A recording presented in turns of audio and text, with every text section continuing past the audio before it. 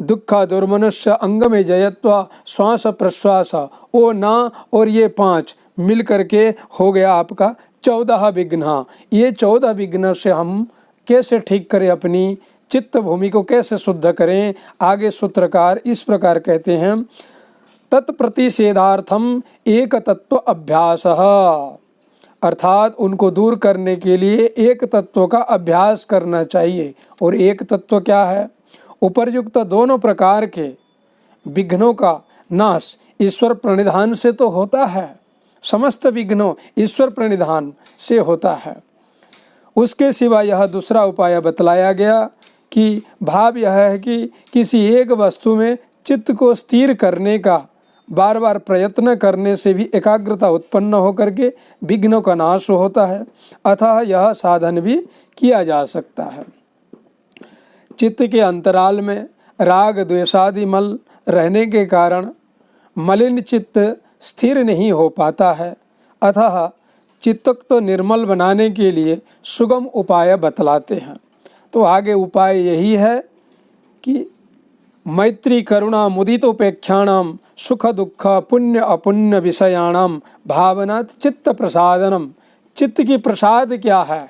जैसे कि भूख लगने के बाद व्यक्ति भोजन रूपी प्रसाद को खाता है और तृप्त हो जाता है, इसी तरह ये तो शरीर का तृप्ति हुआ, क्षुधा की तृप्ति, परंतु मन में तृप्तता कैसे आए? मन का प्रसाद जब मिले तब। और मन की प्रसाद यही है कि मैत्री करुणा मुदिता उपेक्षा सुख दुख पुण्य अपुण्य विषयाणाम भावनात् चित्त प्रसादनम।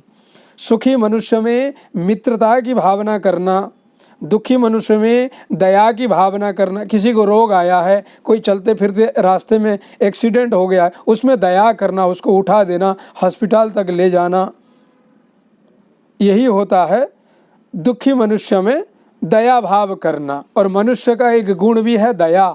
दया बिनु संत कसाई, अर्थात आपके अंदर दया नहीं है तो कसाई और आप में कोई अंतर नहीं है, क्योंकि कसाई दिन रात वो हिंसा करता रहता है। तो मनुष्य का एक गुण भी है दया। दया बिनु संत कसाई। तो इसीलिए जीवन में दया, जीवों पर दया, दुखियों पर दया होना चाहिए। उसके बाद पुण्यात्मा पुरुष में, जिनके पास पुण्य पथ पे चल रहे हैं, पुण्य अर्जन करने वाले व्यक्ति हैं, उन पुरुषों में प्रसन्नता की भावना, इसको कहते हैं मुदिता।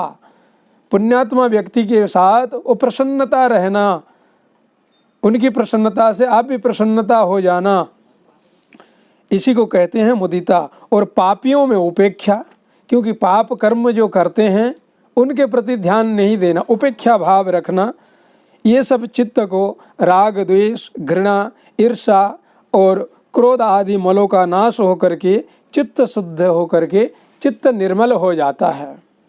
अतः साधक को इसका अभ्यास भी करना चाहिए, क्योंकि जब तक चित्त शुद्धि नहीं है, अंतकरण में मलिन है, विघ्न है, आगे की योग क्रिया में हमारा गति नहीं हो पाएगी। तो चित्त शुद्धि का दूसरा उपाय बतलाते हैं। एक तो बता दिए कि 9 प्रकार विघ्न को मैत्री करुणा मुदिता उपेक्षा पुण्य अपुण्य विषयाणाम भावना चित्त प्रसादनम, यही है चित्त को शुद्धि करने का उपाय। और दूसरा उपाय यही बता रहे हैं योग सूत्रकार, प्रच्छर्दन विधारणाभ्याम वा प्राणस्य।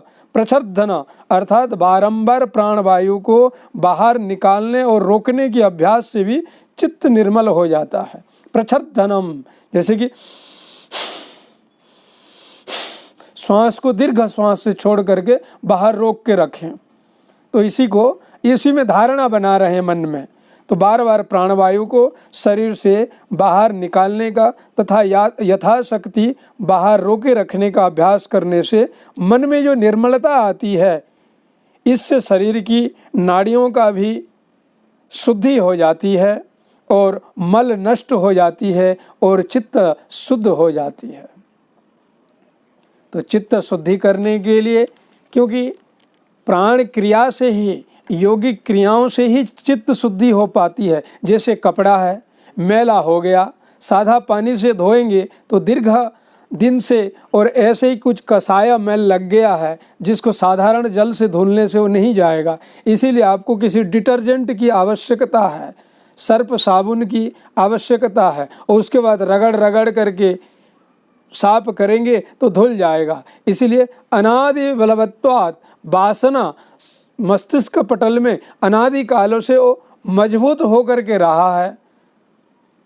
जैसे कि कोई भोजन बना रहे हैं और बर्तन जल गया, आपका ध्यान नहीं रहा भोजन बनाने की प्रक्रिया में, मन कहीं थोड़ी देर के लिए दूसरे कार्य में लग गया, तो जलने के कारण वो बर्तन में लग जाता है, तो उसको बिना घिसे हुए, कुछ समय बिना भिगाए हुए, बिना रगड़े हुए उन मलिनता को दूर नहीं कर सकते हैं। इसी तरह प्राण क्रिया के द्वारा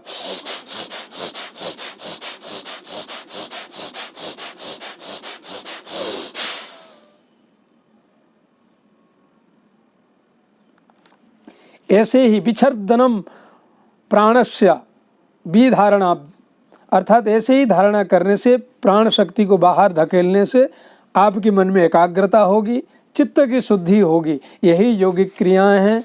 इसको महर्षि पतंजलि योग सूत्रकार ने वर्णन किए हैं। आगे आगे हम आप सबको योग वार में होने वाले क्रियाओं के बारे में, विघ्न के बारे में तो बता दिया। अब हम आगे चल करके और दूसरी क्रिया का वर्णन करेंगे। आज की सत्र को यहीं विराम देते हैं।